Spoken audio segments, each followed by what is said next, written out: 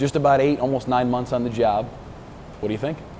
I'm enjoying it. I'm enjoying it. Still, I feel like there's lots to learn, but I feel like I've learned a lot, and it's been great. You know, because my previous career, I was there for 20 years, so there's always challenges, but the day-to-day stuff I knew.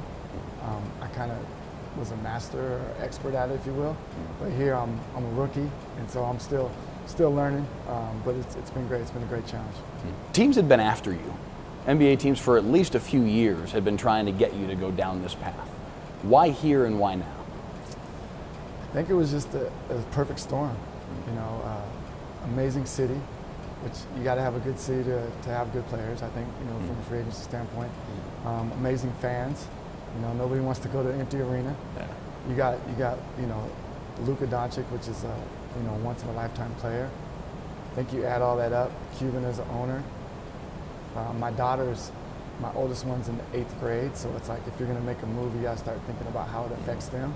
So her not having been in high school yet, it was like the perfect time. So it was really just a perfect storm. Everything you're talking about with the realities of this organization are obviously true.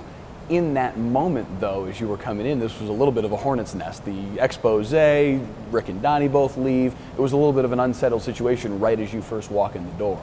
What was that like to come into? Honestly, I was oblivious to all of it. I was in my own little cocoon, and I really, until I got the job, that's when I realized what hornet's nest I was walking into. So I really didn't know anything about it. I just knew, you know, the Mavericks from afar. I didn't know them that intimately, so I didn't know all the stories.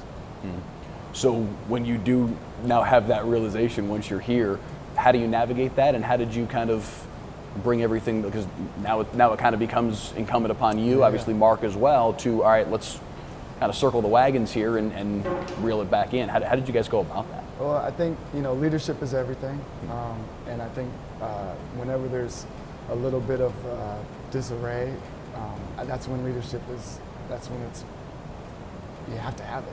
You know, that's when it's most important. So I think just being present, and then looking at it as an opportunity versus like, oh, there's, you know, so much stuff has to change. Like, no, it's an opportunity. So come here, be present, and you know, be the leader that they need. 2 decades at Nike, you rose through the ranks pretty quickly and got yourself into some pretty high cotton over the course of your time there. Relationships were kind of the central tenet. When everybody talked about you making this change from that world into being an NBA executive, relationships was the central tenet of why people thought you'd be good at this job. Right. What do relationships mean to you? I think it's just about being authentic to people. I think it's, you know, always being yourself, treating people with respect, especially treating them with respect when you have leverage, because there's always going to be times, whether you're in a negotiation, you have leverage. How do you treat people? I always, you know, when people have leverage, how do they treat me? That's, to me, shows a sign of their character. And I think just, you know, at the end of the day, being a good person doesn't mean you don't have tough conversations. It doesn't mean that you don't do what's right for your company. But at the end of the day, making sure that people walk away feeling like they were respected. What was the impact Kobe Bryant had on you? A huge impact, you know, because we worked together for so many years. But I think the biggest thing is that he's very detailed in everything he does on and off the court, and he challenges everybody, whether it's his teammates or whether it's me on the business world or any designers that work with him, challenges them to be great. You know, if he's going to bring himself to the table, he wants you to bring your best to the table, and nothing less than that is acceptable. Still, I suppose, in your infancy of working with Luka, but in the little bit that you do know him from your previous careers, I know you guys interacted a little bit during your time at Nike, but then also working with him closer now. Do you see some parallels between whether it's Kobe, whether it's, I know you worked with Michael, I mean, you worked with, you name it, chances are good you worked with him, especially if they had a relationship with Nike.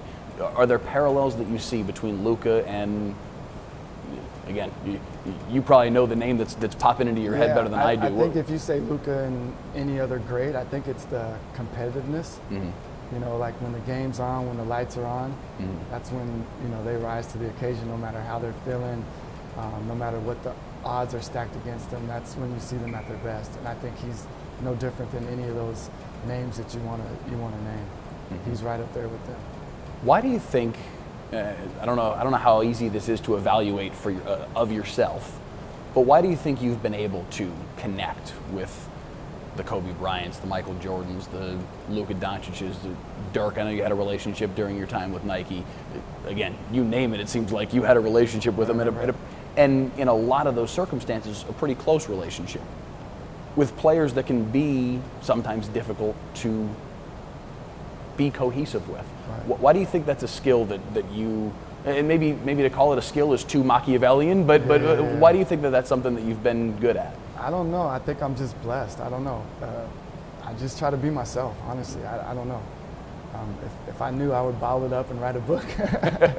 No, but honestly, I just try to be myself in all situations. And I don't take myself too serious. Like, it's not about me. It's, my career, throughout my career, the people I work with, it's always been about them and not about me.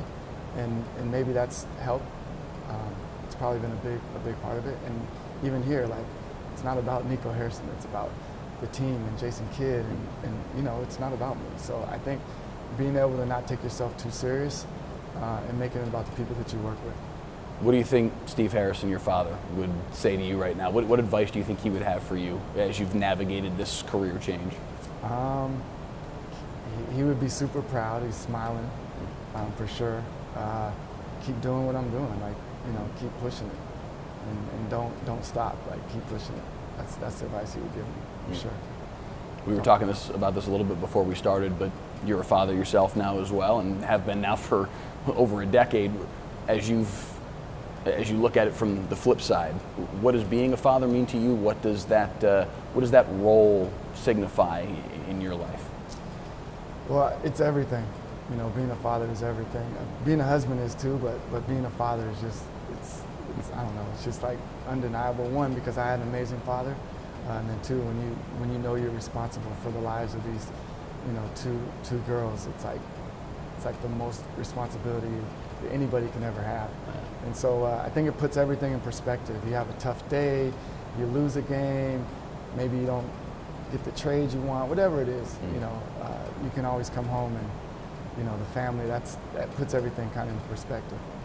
This is more of a problem in the NFL, but representation amongst people of color isn't what it should be in the NBA either when it comes to management positions, head coaching positions. What does it mean to you to be a black GM in the NBA? It means everything.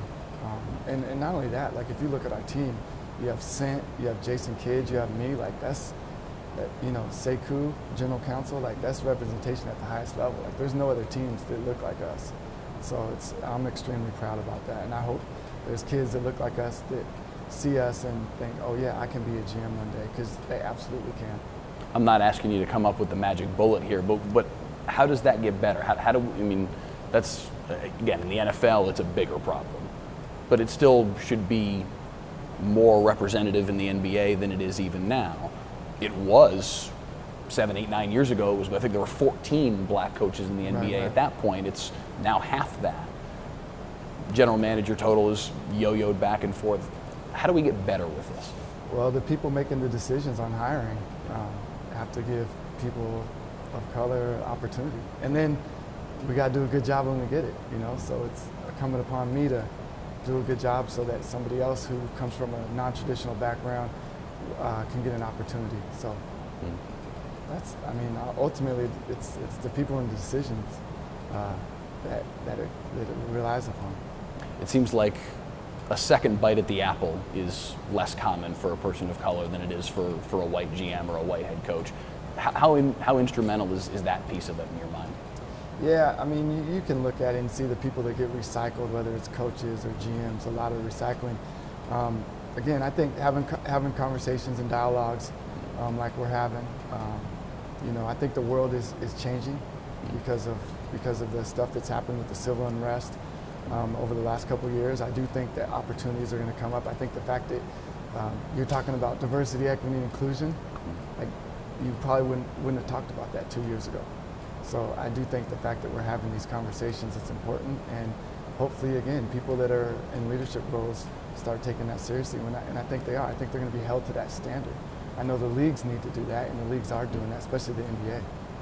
On a more micro level with what's gone on in the last few weeks, when did you know it was time to move on from Kristaps Porzingis? Good question. The trade at the end of the day was really about the Mavericks and what makes then how can we make us better? And it was less about Kristaps. Like, you know, a lot of people say, oh, he's injured a lot, and he was, but he's still a talented player. You know, I think the other day he played for the first time, he had like 25 points. Like, he's a good player. He's going to have good games. He would have had good games here. He's going to have good games wherever. I think we had an opportunity really in Davis and Spencer to make our roster better. And that was really ultimately the decision. With a guy making that much money, to then take that contract, not only turn one player into two, but to turn one contract into two. How instrumental in the deal was that for being nimble as a franchise going forward? Yeah, you know that. I mean, that's the reason you do it. One player into two, one contract into two, and now you have all the flexibility in the world, which is what you want. With that said, Spencer Dinwiddie and Davis Bertans have had a pretty salty start here. Is that even exceeded your expectations with what they've done these first 8-9 games? Yeah, I mean, I'm super happy with how it's turned out, but again, when you do it, you want it to turn out that way, but you know, and it's basketball, so it's cyclical. Someone's gonna have a bad game, and you know, if we do this interview in a week, you're like, oh, Spencer had 2 bad games in a row, he couldn't hit a shot. Why'd you make that trade? But I think you just have to trust the work, trust the work that you put into it going into it, and then you just can't look back. I've seen you say Luka Doncic is going to win championships. It's your job to make sure it happens here in Dallas with this team.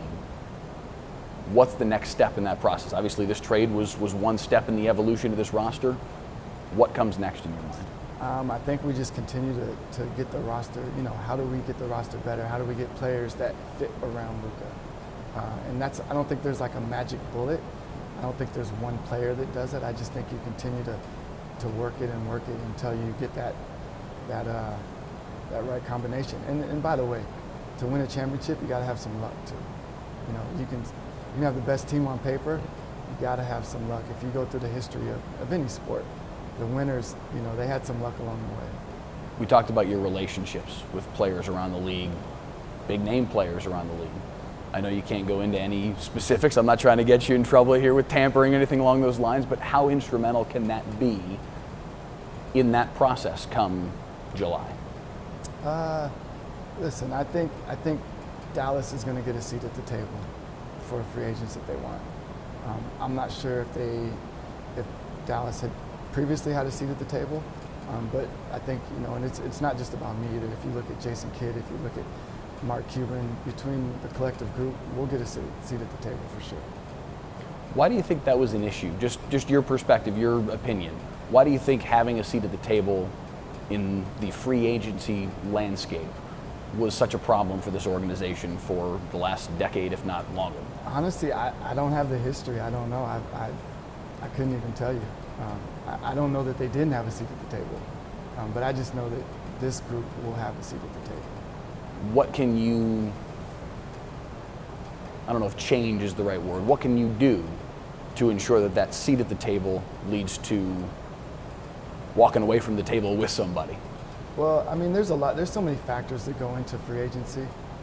It's tough to say, well, one, you got to have a seat at the table to have a chance.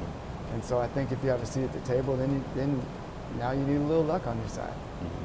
But I think you have a seat at the table, you have a good enough team that can win, a team that has the culture that people want to be a part of, which is that's the work you're doing now. That's not the work you do when you're at the table. Then I think all that helps, and then you get to sit at the table, and then you just lay your cards out, take your chances. Last thing for you, we know Luka Doncic is obviously going to be the key piece of what the future of this organization looks like. As you've had some time now to evaluate this roster, as you've had some time to evaluate him, what's the archetype of what you're looking for to pair with him?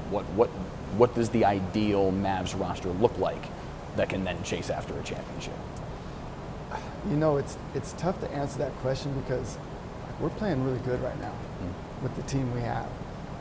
So it's tough to answer that question without discrediting what's going on right now on the floor. And so I don't know that there is an actual type. Sure.